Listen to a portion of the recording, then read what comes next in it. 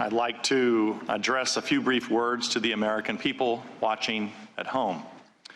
If you watched the impeachment hearings last week, you may have noticed a disconnect between what you actually saw and the mainstream media accounts describing it.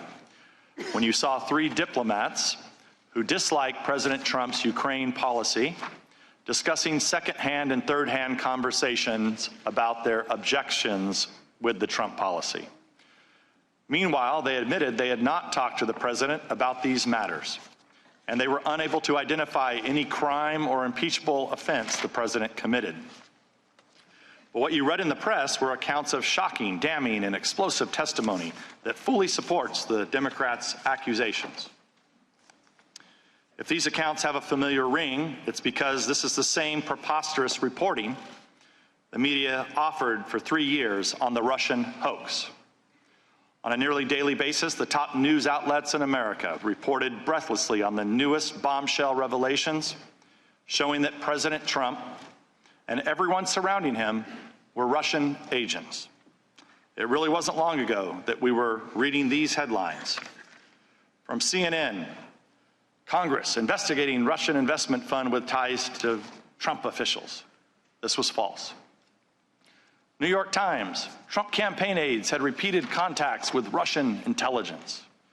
Also false. Slate was a Trump server communicating with Russia. This was false. New York Magazine, will Trump be meeting with his counterpart or his handler? This was false.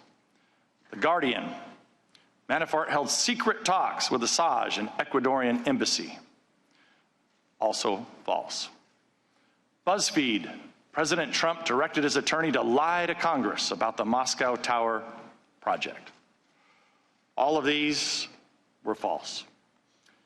There was no objectivity or fairness in the media's Russia stories, just as a fevered rush to tarnish and remove a president who refuses to pretend that the media are something different from what they really are, puppets of the Democratic Party. With their biased misreporting on the Russia hoax, the media lost confidence of millions of Americans, and because they refuse to acknowledge how badly they botched the story, they've learned no lessons and simply expect Americans will believe them as they try to stoke yet another partisan frenzy. In previous hearings, I've outlined 3 questions the Democrats and the media don't want asked or answered. Instead of shedding light on these crucial questions, the media are trying to smother and dismiss them. Those questions start with, what is the full extent of the Democrats' prior coordination with the whistleblower, and who else did the whistleblower coordinate this effort with? The media have fully accepted the Democrats' stunning reversal on the need for the whistleblower to testify to this committee. When the Democrats were insisting on his testimony, the media wanted it too. But things have changed since it became clear the whistleblower would have to answer problematic questions that include these. What was the full extent of the whistleblower's prior coordination with Chairman Schiff, his staff, and any other people he cooperated with while preparing the complaint?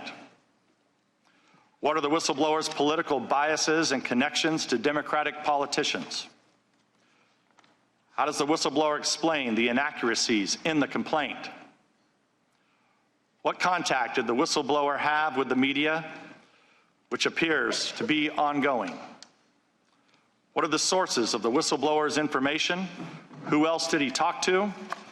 And was the whistleblower prohibited by law from receiving or conveying any of that information? The media have joined the Democrats in dismissing the importance of cross-examining this crucial witness. Now that the whistleblower has successfully kick-started impeachment, he has disappeared from the story, as if the Democrats put the whistleblower in their own witness protection program. My second question, what was the full extent of Ukraine's election meddling against the Trump campaign? In these depositions and hearings, Republicans have cited numerous indications of Ukraine meddling in the 2016 elections to oppose the Trump campaign. Many of these instances were reported, including the posting of many primary source documents by veteran investigative journalist John Solomon. Since the Democrats switched from Russia to Ukraine for for their impeachment crusade, Solomon's reporting on Burisma, Hunter Biden, and Ukraine election meddling has become inconvenient for the Democratic narrative, and so the media is furiously smearing and libeling Solomon.